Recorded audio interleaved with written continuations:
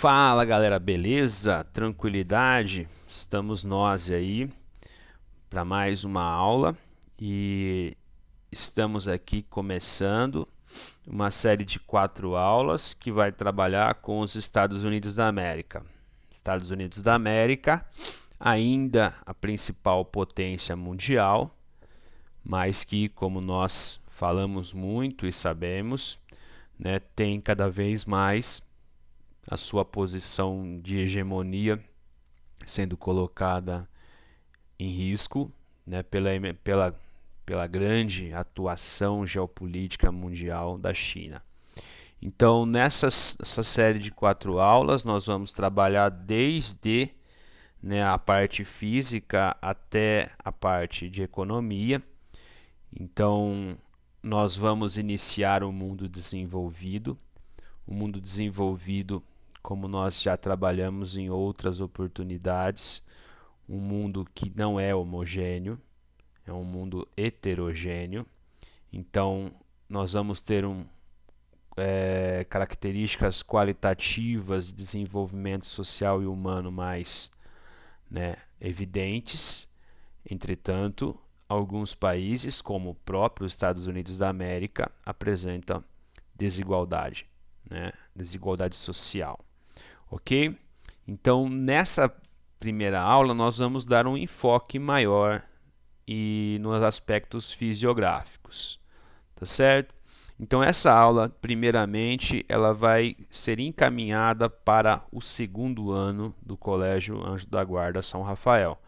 Mas, né, dependendo da pandemia, né, se nós vamos continuar ou não, até quando continuar com a pandemia, essa aula também pode ser encaminhada para o terceiro ano, ok?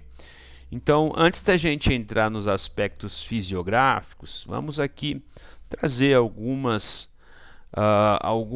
coisas interessantes, alguns dados importantes sobre os Estados Unidos da América. Ainda é a maior economia mundial, então o seu PIB ele representa quase 1/3 do PIB mundial, é muita coisa. O líder ainda do que se considera G8, né? G7 mais um, que seriam as 7 maiores economias do mundo, mais Rússia. Ainda é uma liderança, apesar de que no poder atualmente está Donald Trump, e Donald Trump ele é avesso ao multilateralismo, ele é avesso a organizações de países, tentando estabelecer uma regra para todos. Donald Trump sabe que o seu país é uma potência, tem muitos atributos, então ele prefere, no aspecto das relações internacionais, ele prefere uma negociação bilateral, certo? Também os Estados Unidos são uma das grandes potências da OCDE, Organização para a Cooperação do Desenvolvimento Econômico. OCDE seria o chamado Clube dos Ricos, das economias ricas, que meio que estabelecem padrões de comportamento, de atuação internacional, respeitando, né, direitos de imagem, autoria, patentes, etc. e tal. Ok? Saindo um pouco dessa órbita, né, um país gigantesco, possuidor de 50 estados, né, são 48 contínuos e 2 descontínuos, sem contar possessões, né, é uma federação de fato, isso nós vamos falar mais depois. É um dos países que apresentam o melhor IDH, está na 10ª posição aqui pelos dados de 2017. O índice Gini, né, que mede a desigualdade, coloca que os Estados Unidos, né, são um país que apresenta desigualdade, né? 45 é um índice que representa quase que a metade. O Brasil tem um índice parecido.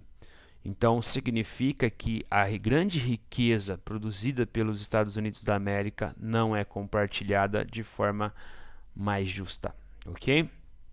A maior parte das transnacionais tem origem nos Estados Unidos. Origem, sede atualmente, processo, projeto, tá? As fábricas, como temos trabalhado, estão distribuídas pelo mundo. E pensando nas relações internacionais, né, é um ator de influência desde o primeiro terço do século XIX, né, quando, né, foi lançada aquela doutrina que falava da América para os americanos, né, a doutrina Monroe, ok? Então, descrevo o último tópico, né, pensando as diferenças substanciais entre um Barack Obama e um Donald Trump, né? Alguém que preza mais pelo diálogo, mais pela negociação, e alguém que preza mais pelo confronto, né? A política dura, hard politics, né? Ou hard policy, sei lá. Enfim, ok? Então vamos, enfim, para os aspectos fisiográficos. Então, outra coisa importante, eu alterei, tá? Essa seria a segunda aula, mas eu preferi começar com os aspectos físicos. Sempre dentro da minha metodologia de trabalho, eu prefiro começar com os aspectos físicos. Então, eu joguei a aula 1 para 2 e a 2 para 1. Tranquilão? Então, vejamos rapidamente, né, os aspectos físicos, que vão falar da grandeza e diversidade física dos Estados Unidos. Primeiramente, o relevo. Percebam que o território dos Estados Unidos ele apresenta, né, uma área de mais altitude no eixo oeste, tá certo? Existem aqui duas cadeias de montanhas ou de dobramentos modernos, ok? As rochosas, né, as montanhas da Califórnia, e aqui existe uma área, né, desértica por conta, né, desse isolamento proporcionado pelas duas cadeias de montanha, ok? Então essa área, uma área desértica, extremamente seca. Percebam que entre os Apalaches, que é uma cadeia de montanha antiga, planaltos antigos, e as rochosas, que são dobramentos modernos, existe uma gigantesca planície. Vejam que existem veios azuis aqui, né? São todos rios. Rios que nascem ou do planalto dos Apalaches ou das rochosas, tá certo? Ou pelo degelo ou pela questão pluvial.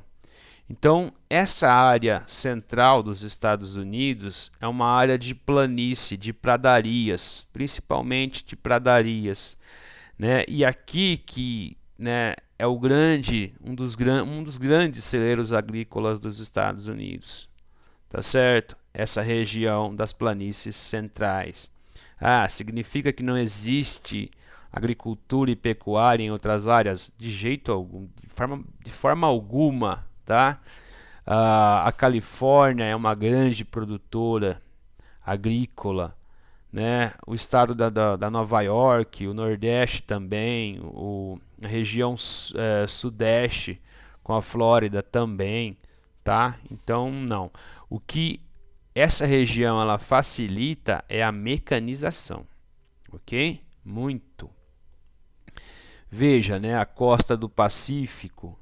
Essa costa do Pacífico é uma área muito instável do ponto de vista sísmico, né? Existe, como vocês viram aqui, as rochosas, e aqui existe aquela falha de San Andreas, aquela situação de transformação, de deslizamento entre placas tectônicas.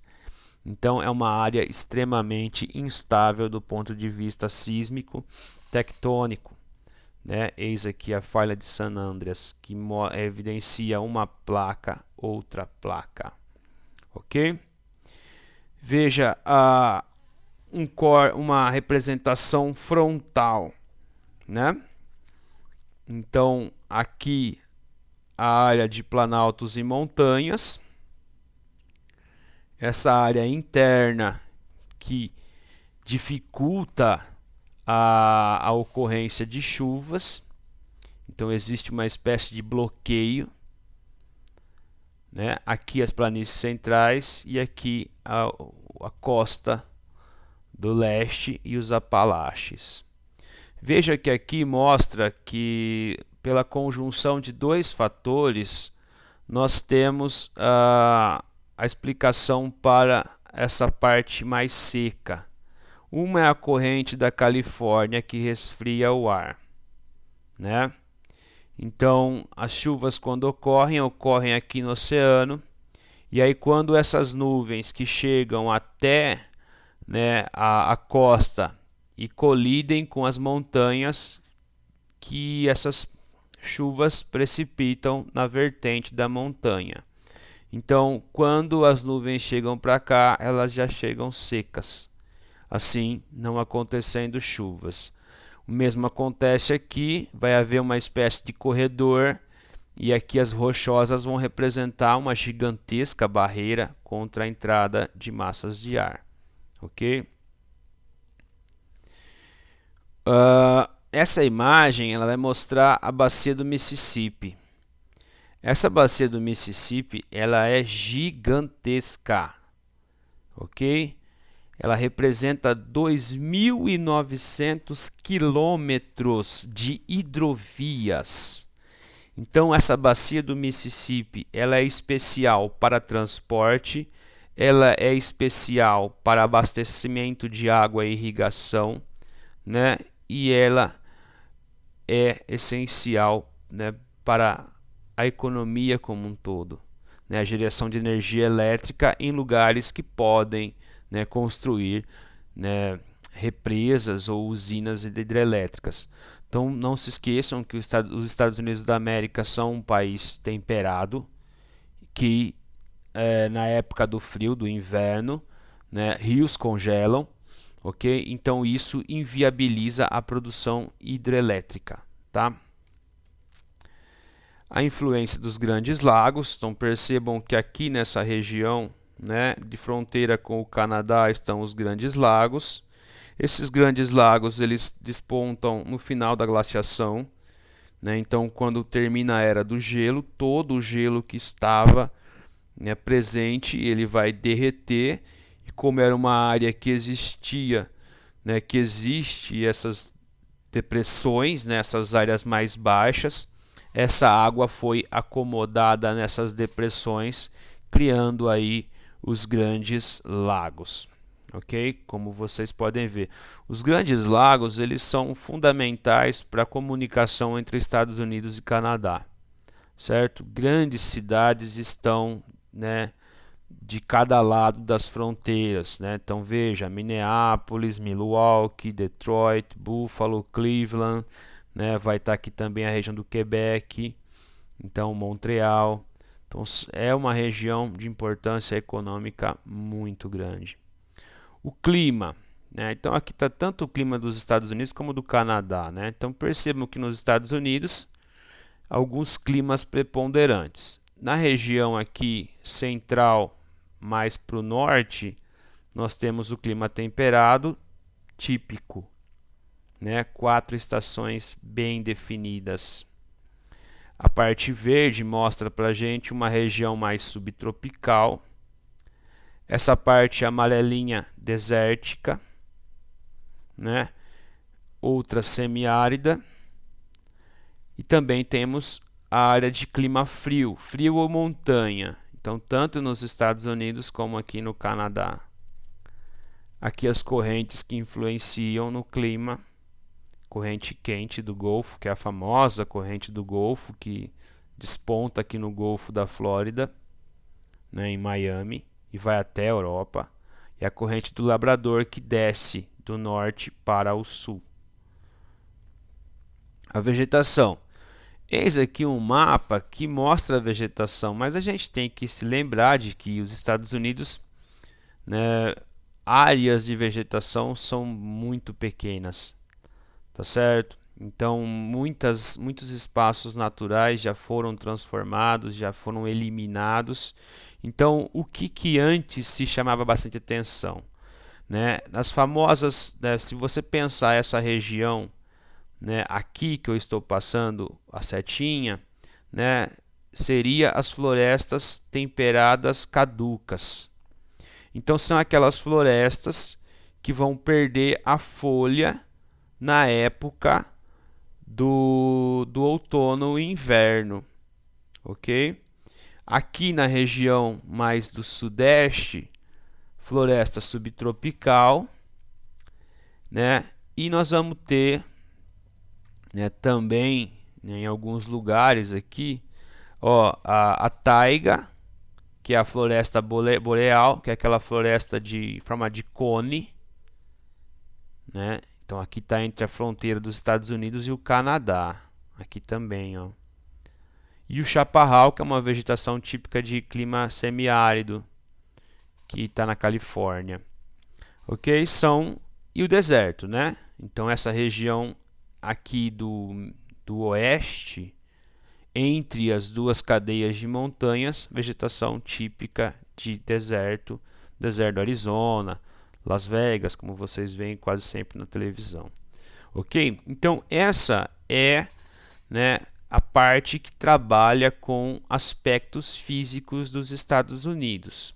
Eu vou concluir essa aula com um elemento da aula seguinte, que é, né, a explicação da expansão do território dos Estados Unidos.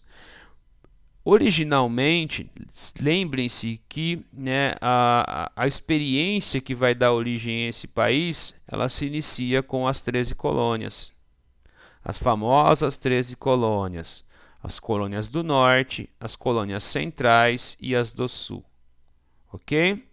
Com o tempo, o território americano ele foi se expandindo pela negociação, certo? Negociação ou troca, por exemplo, como aconteceu com a Grã-Bretanha, né? Então, esse território aqui, esse território aqui foram trocados ou foram comprados, como essa gigantesca área que pertencia à França, ou foram anexados, ou também o Havaí, o Alasca, que foram comprados, como o da Rússia, ou áreas que foram literalmente anexadas, né? Seja anexada pela força, como o Texas, né? Ou foram negociados, né, e comprados, como é o caso da região da Califórnia, como é o caso do Novo México, ok? Então toda essa gigantesca área aqui pertencia ao México, que foi perdido, né? Ou pela negociação, ou pela guerra, ou pela anexação, né? Aqui também a Flórida, que vem de Florida, um termo espanhol, né? Então essa é uma região também comprada, né, da Espanha. Aí sem contar outros territórios que, né, funcionam como protetorados dos Estados Unidos, como Porto Rico, né, ou que são anexações como as Ilhas Virgens Americanas. Ok? Então nós vamos ver na próxima aula, né, o que motivou um pouco essa expansão. Mas claro que essa expansão, ela de certa forma atendeu a uma necessidade de povoamento, uma necessidade de expansão cada vez maior da economia dos Estados Unidos, né? Vou usar aqui uma expressão de Nietzsche, né? De estabelecer, de potencializar de fato a vontade de potência daquela nação, ok? Então concluo nossa aula de hoje, né, para o segundo ano. E uma coisa também que eu me esqueci de falar no início da aula, a semana que vem, que é a semana que vai de 22 a 26 de junho, né, pensando, né, atender ao segundo ano, eles não vão ter aula no dia 24, não tiveram aula no dia 24, e eles vão ter essa aula no dia 25, que, né, foi trocada. Então sai sociologia, entra a geografia para a gente adiantar o conteúdo. Beleza? Um abraço a vocês então e até a próxima.